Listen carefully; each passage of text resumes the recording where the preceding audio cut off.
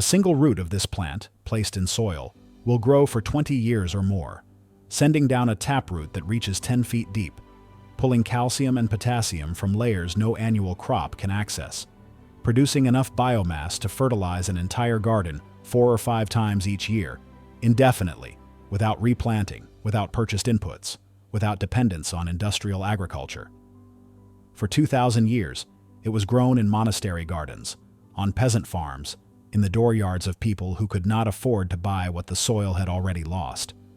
Then, in 2001, the United States Food and Drug Administration issued restrictions that effectively removed it from commerce, citing compounds that had been present in the plant since long before it had a name, and the knowledge of how to grow food without paying for fertility began to disappear. This is Comfrey. The name comes from the Latin confervere, meaning to grow together, though the older Greek name, symphytum, means the same: to unite, to heal, to knit. For most of recorded history, the plant was understood in 2 ways: as medicine for broken bones and torn tissue, and as fodder and fertilizer for fields that had been worked too hard. The ancient Greeks knew it. Dioscorides, the physician whose herbal texts became the foundation of European medicine, recorded its use in the 1st century. Pliny the Elder mentioned it. It grew wild across Europe and Asia, in damp meadows and along stream beds, and it was brought into cultivation wherever people farmed. By the medieval period, comfrey was a fixture in monastery gardens. Monks grew it for poultices and for livestock feed, but they also understood something else. The plant made other plants grow better. Comfrey leaves, cut and laid around the base of fruit trees or vegetable beds, decomposed quickly and fed the soil. The fields where comfrey had been grown and turned under produced heavier yields the following season. This was not mysticism. It was observation, repeated across centuries. In England, comfrey became so embedded in rural agriculture that it was simply called knitbone or bruisewort, names that needed no Latin, no explanation. It was the plant you used when something was broken: a bone, a wound, a depleted field. By the 19th century, as European agriculture intensified and soils began to fail under the pressure of continuous cropping, interest in comfrey deepened. A British Quaker named Henry Doubleday began experimenting with it in the 1870s. Doubleday was not a scientist by training. He was a smallholder, a seedsman, and a gardener who believed that soil fertility could be restored without relying on imported guano or synthetic chemicals, which were beginning to dominate agriculture. Doubleday grew Russian comfrey, a hybrid that was larger and more vigorous than the native European species. He cut it repeatedly, using the leaves as mulch and compost. He fed it to livestock, he documented yields, and he became convinced that comfrey was the solution to soil depletion, a plant that could restore what industrial agriculture was stripping away.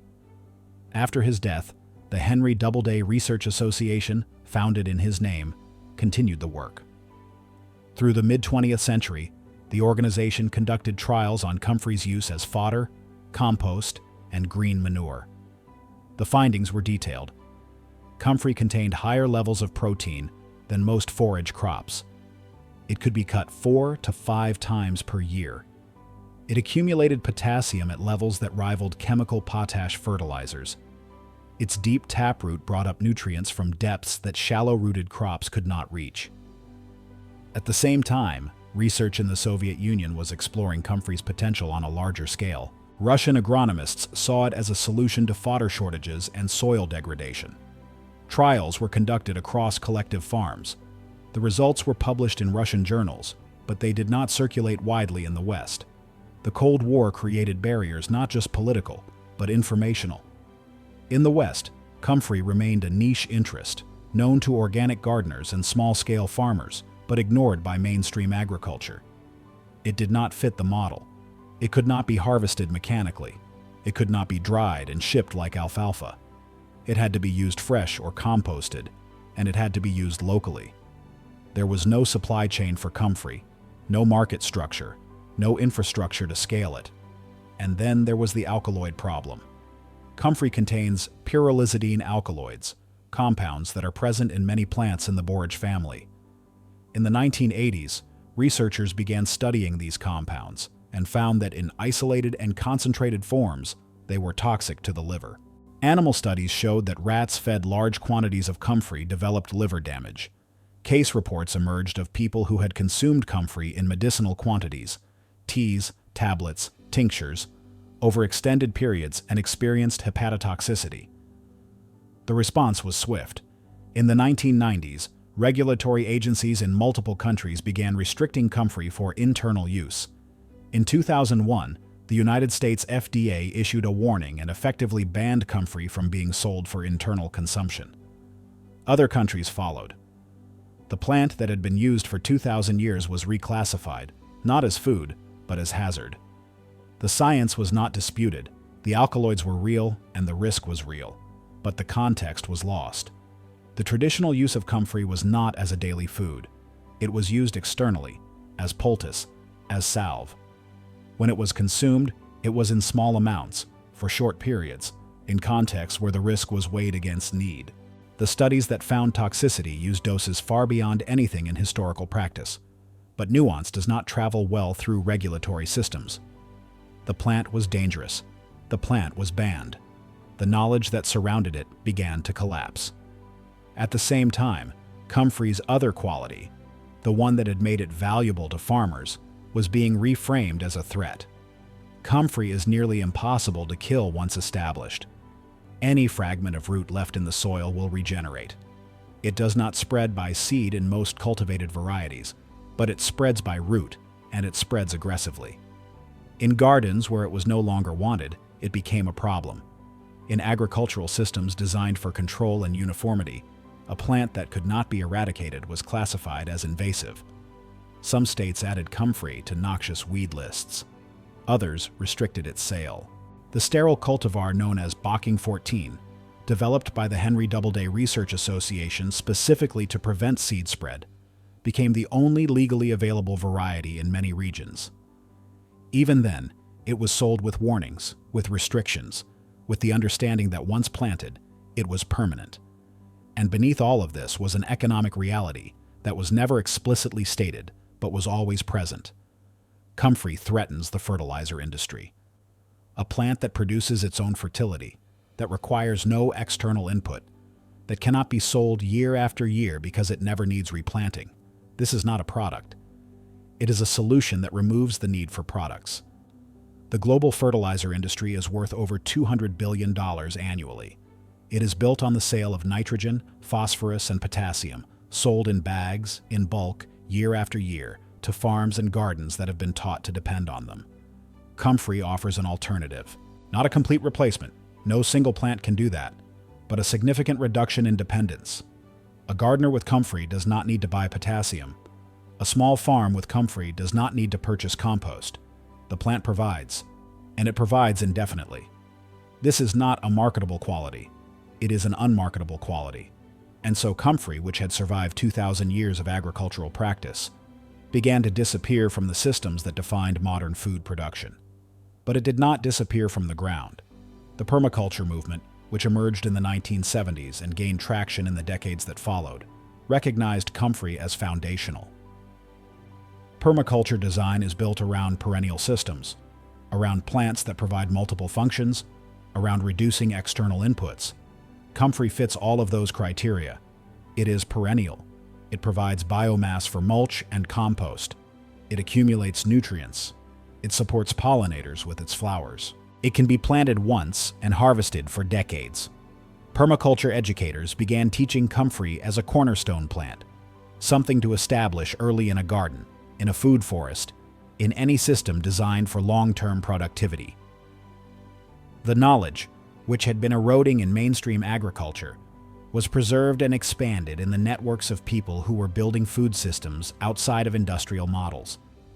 Modern research, conducted quietly in universities and research stations that were not beholden to agribusiness funding, confirmed what Henry Doubleday had documented a century earlier.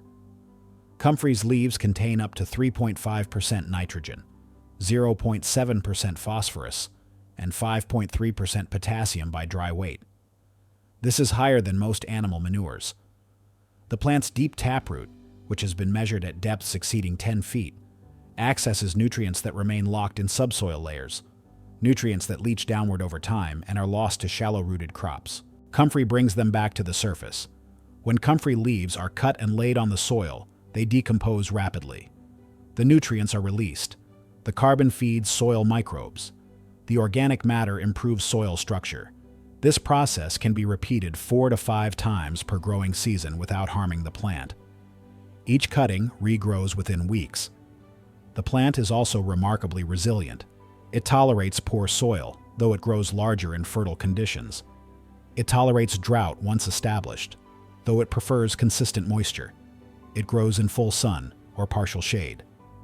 It is hardy to temperatures well below freezing. It does not require pest management. Few insects bother it. It does not require disease management. It is resistant to most pathogens. This is not a fragile crop. This is not a plant that needs coddling. It is a plant that establishes, that persists, that produces.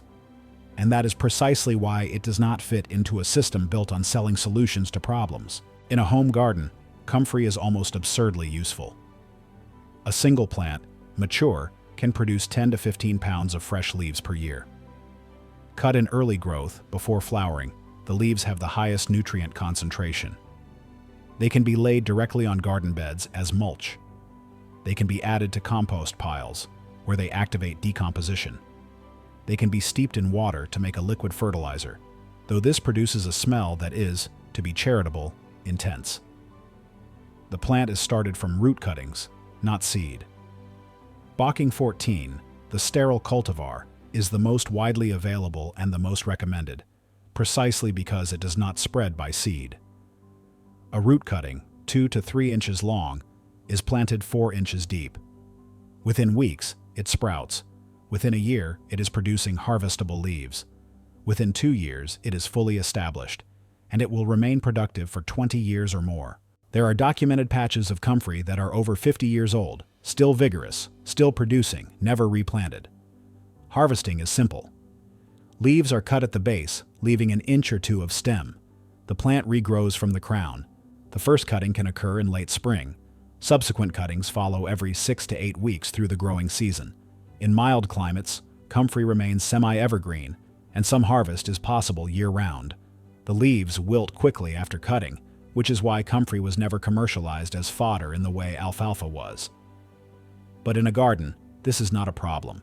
The leaves are used immediately, laid fresh on the soil, or added to compost while still green. Comfrey does not replace all fertilizer. It does not provide sufficient nitrogen for heavy feeders like tomatoes or corn unless supplemented.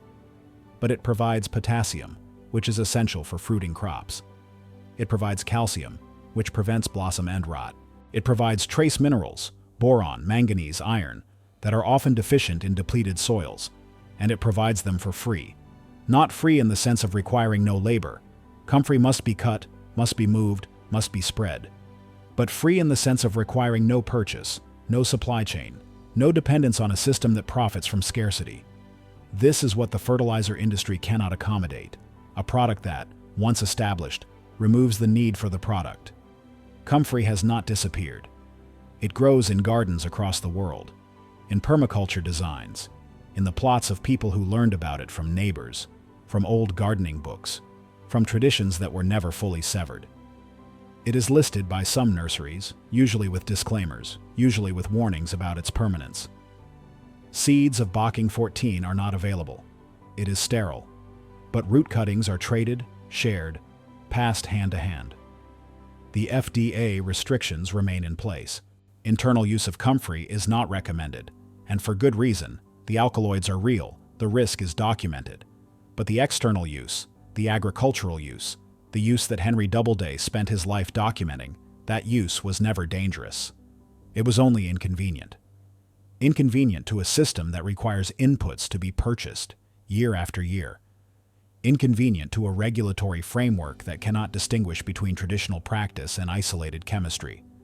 Inconvenient to an agriculture that has forgotten that fertility is not something to be bought, but something to be grown. Comfrey remembers. It has been remembering for 2,000 years, in the fields where it was planted, in the gardens where it was kept, in the knowledge held by people who understood that the soil is not a medium to be fed with products, but a living system to be nurtured with biology. The knowledge was always here. We just stopped looking.